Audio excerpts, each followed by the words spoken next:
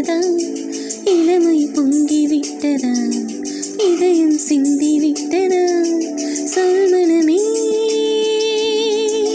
நேற்று இல்லாத மாற்றம் என்னது? காற்றின் காதில் ஏதோ சொன்னது. இதுதான் காதல் என்பதா? இளமை பொங்கிவிட்டதா? இதயம் சிந்திவிட்டதா? சொல் மனமே.